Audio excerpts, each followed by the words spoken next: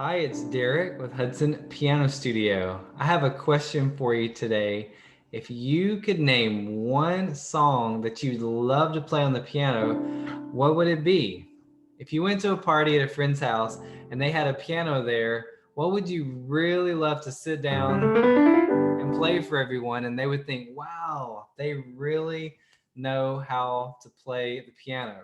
So most of us do have songs that we belt out in the car when we are by ourselves. And some songs have instantly recognizable piano intros.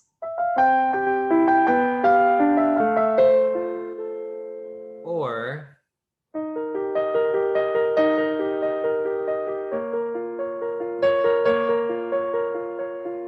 or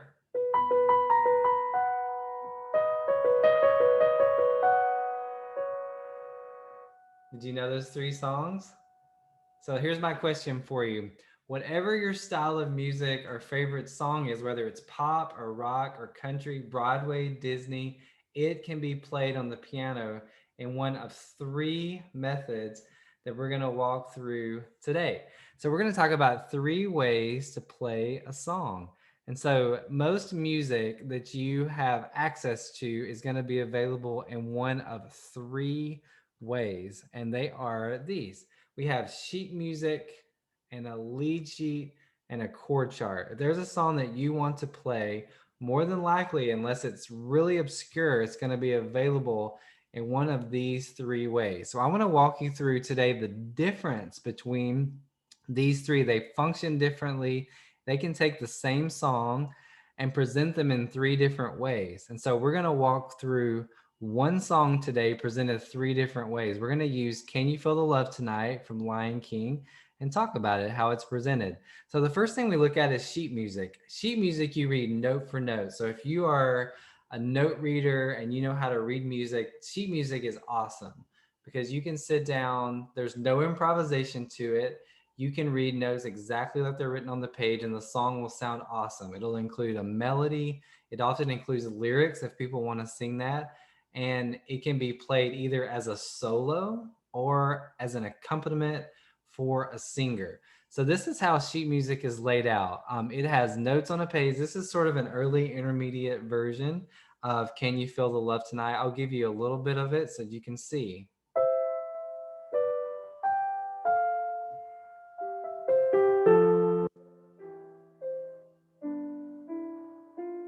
And then here comes the melody. There's a calm surrender to the break of day. Or you can just play it as the melody.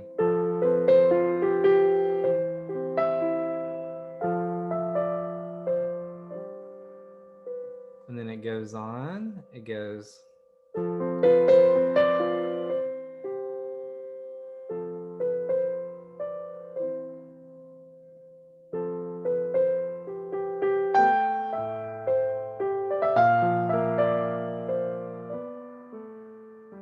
And those are exactly the notes that are on the page. I didn't add anything. I didn't make up anything. And that's where students usually in the early intermediate area can start reading notes on the page and playing songs comfortably. That's called sheet music, when you see notes on a page that you can play exactly. The second one that we have is called a lead sheet. Now this is a little bit different. The lead sheet allows you to read notes for your right hand or the treble clef to play. And then oftentimes the left hand is playing chords. So there is some improvisation. There's nothing specific written for the left hand to do, only for the right hand, but it does give you chord symbols above where the melody is so that you can play it. It includes the melody and often lyrics. So this is what it looks like. Same song, just a little bit different format. So the melody's written right there.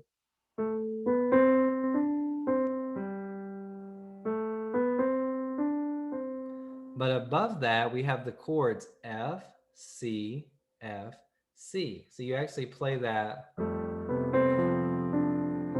You're playing chords with your left hand and a melody with your right.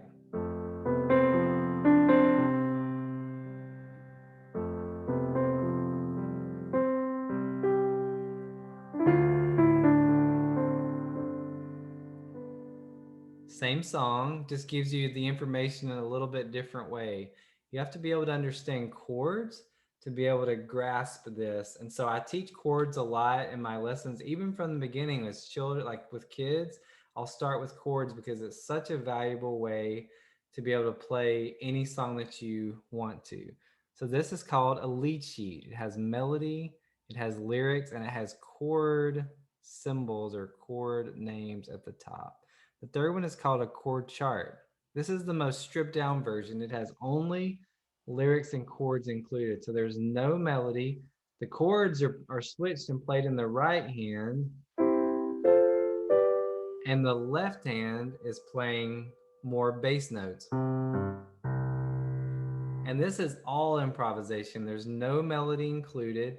So you have to be really familiar with the melody of the song. This is if a song is one of your favorites and you know it well, a chord chart would be great. Or if someone else is singing it and you're accompanying them, you can follow along with chord chart. See, it's a lot more stripped down and it literally just has the lyrics and chords. C, G chord, C, G. So if you were playing along with this, you'd have to either know the melody for a singer to be able to sing it, or you just have to play the chords and that's it. You can also play the melody yourself if you know it, but the chord chart is the most stripped down version of it that there is. And so there's no actual notes written out on the page. Okay. So those are the three different ways that you can look at music. Let me give you some websites that I use a lot for music. The first one is called musicnotes.com. And this is a website that has a ton, I mean, thousands of songs on there. It's updated really regularly. So if like a new pop or rock or country tune comes out, it's on here within days of it being released typically. They have different versions available, all the way from easy, early, or intermediate to advanced is available in here. The price is per song, ranges from anywhere from $4 to $8, something like that based on the song. Um, musicnotes.com is awesome. I use it all the time. Novascore.com is similar to that in the fact that they take one song and give it to you three different ways. So beginner, intermediate, or advanced. So those are two really good options if you're looking for songs that have the notes written on a page. Makingmusicfun.net has a lot of kids songs that are available sort of public domain, like Old MacDonald, songs like Amazing Grace, things that are kind of staples in society. Those songs are available for free on there. So the first two are paid sites. The third one is makingmusicfun.net. That one's usually a free download on there. A really good one is called ultimate-guitar.com. And that is an awesome site for chord charts. So if you're looking for something that, if you're pretty well familiar with chords and you want to just pick up a song and play along with it, ultimateguitar.com is great. I pay like $20 a year for a subscription.